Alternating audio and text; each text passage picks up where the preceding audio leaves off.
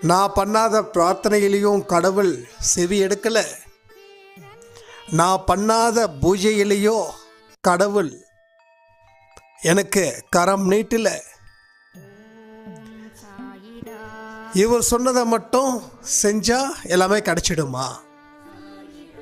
நீங்கள் வேணா நம்புங்க. நான் மனுஷனையும் நம்பல, கடவுளையும் நம்பல அப்படின்னு அவங்க சொன்னாங்களாம். அதுக்கப்புறம் திடீர்னு நைட்டு ஒரு நாள் அவங்க தூங்கும்போது